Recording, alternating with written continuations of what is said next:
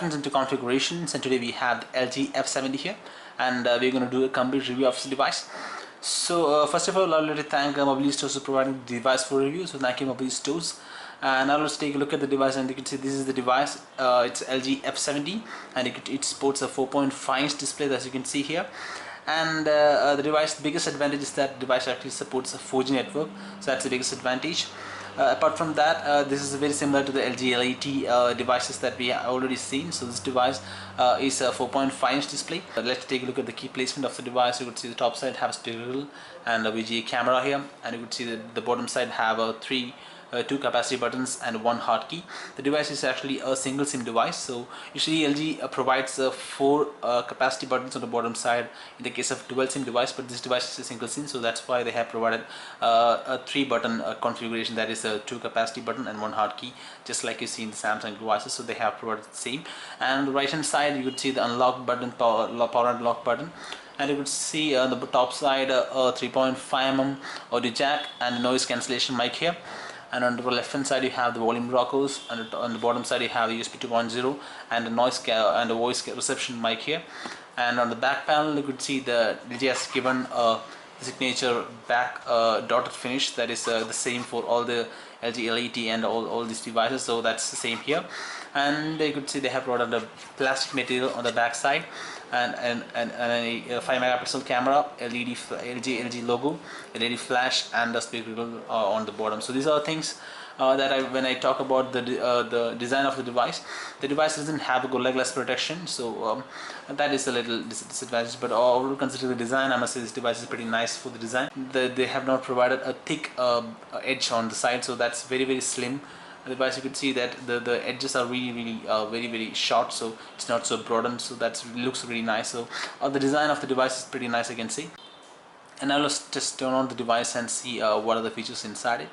The device actually supports Android KitKat, which is the latest version of Android, and we have the same UI that is used in LG L80. So the device also have all the features like quick slide option, Kik Memo.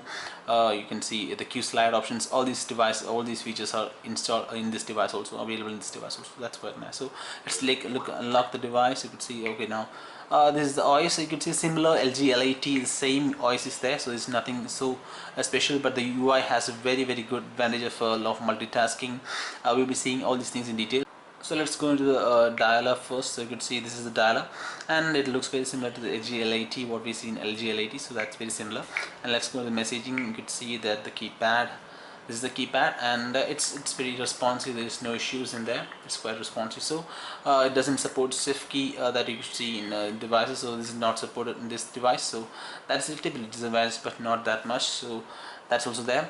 Now let's go into the settings, and let me show you the Android version of this device. So let me just go into settings here.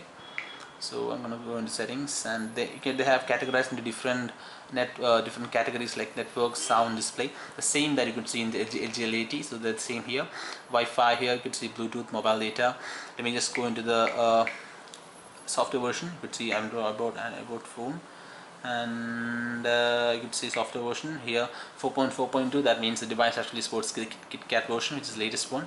So they have provided the same UI that is you could see in the LG L80, so they have all that goodness in this device. Let me go in this storage, and let me show you how much MB you get free.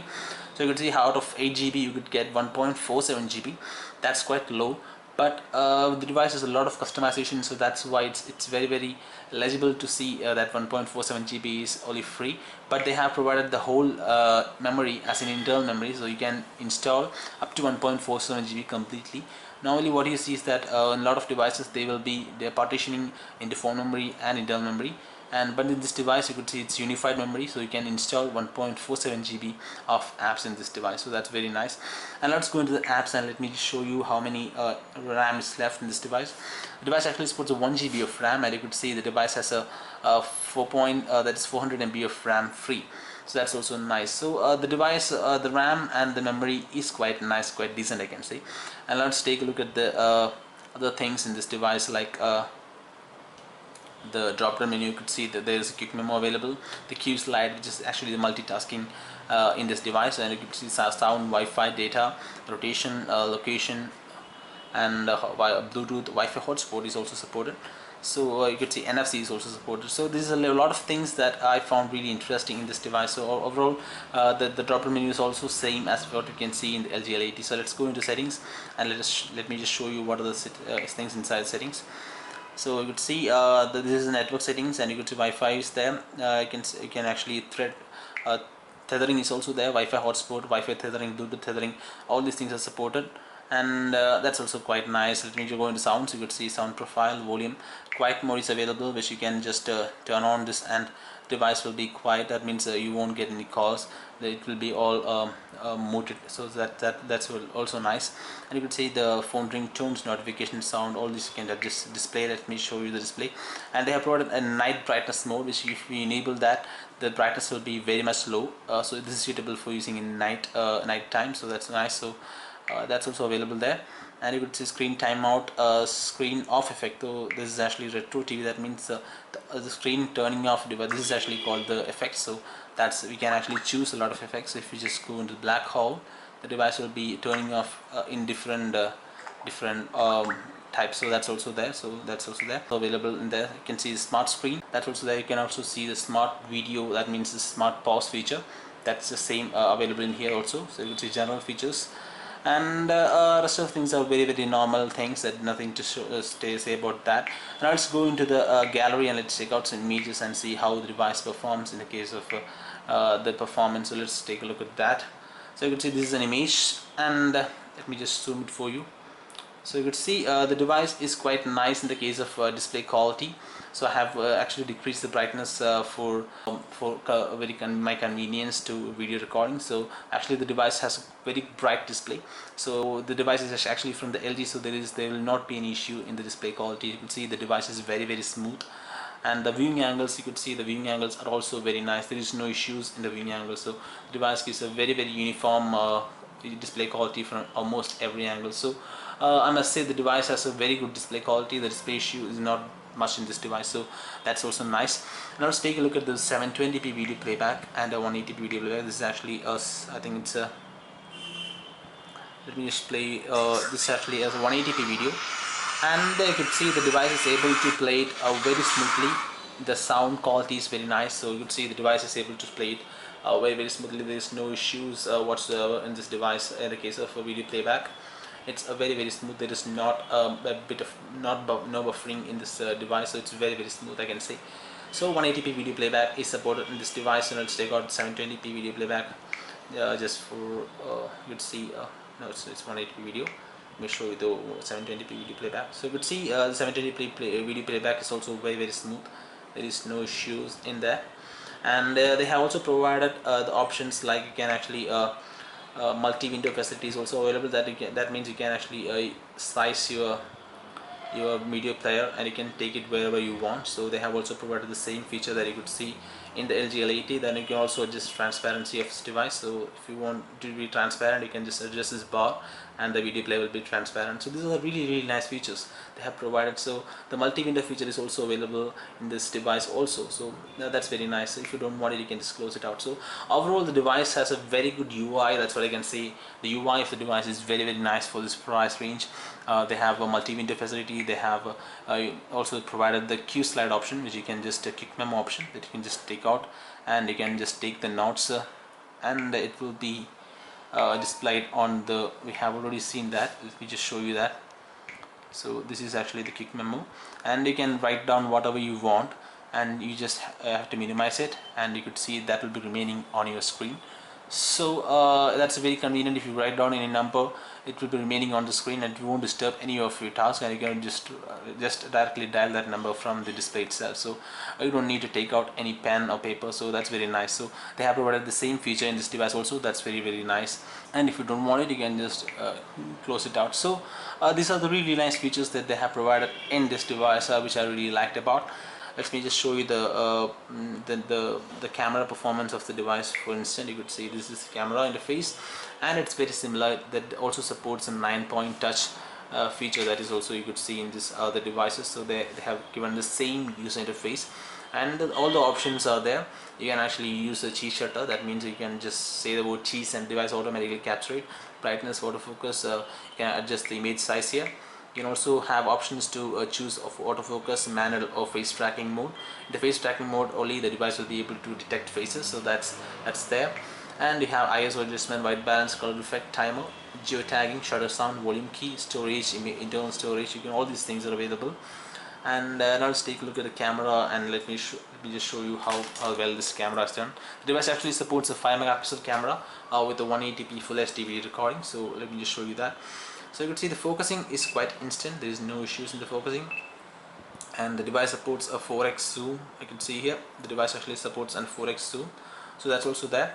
And let me just take an image here so that you could see how well the camera is done. So let me just zoom it out completely. So okay, so I'm gonna take an image here. It's almost instant. There is no delay in the capturing image, so it's very instant. Let me just take the image for you. So you can see this is the image that I have captured, and you can see it's very detailed version of what you have seen. So it's really nicely done. There is no issues in the image. There's little bit grains because of the lighting here, but overall considering the display the camera quality, I must say this device is quite nice. I can see there is no issues. The colors are pretty nice. So the overall the camera quality is very good. And that's it about the camera. Now let's go to the different modes available. You could see the normal mode, dynamic mode here, panorama is also supported, continuous shot, time cast shot, sports mode. All this are available in this device. And let's take a look at the front camera of the device. The device actually supports a VGA camera, but it actually supports a touch focus. So that's a very nice thing. The device doesn't support the face detection in the front camera, but it is overall the camera performance is really nice in this device. There is no issues in the camera. I have already shown you the camera quality, so considering that aspect, the device is really nice. So now let's go into the basic things. Like let me just show you the specifications of the device. As you could see, this is the hardware of the device. You could see the device actually supports a quad-core processor. The device is ARM Cortex A7 processor. That is the device actually supports a Snapdragon 400 processor. That is the MSM8926. That's the name of the processor, and you could see the GPU is Adreno 305. That's also nice, and you could see the device has got a lot of sensors in this device, which you can't see in any other devices in this price range. Accelerometer, magnetometer, proximity, double tap sensor, gravity sensor, linear acceleration, step counter. A lot of sensors that you won't see in any other devices. Basic GHz sensor, motion accelerometer sensor, a lot of sensors. So in the case of hardware, this device is very nice.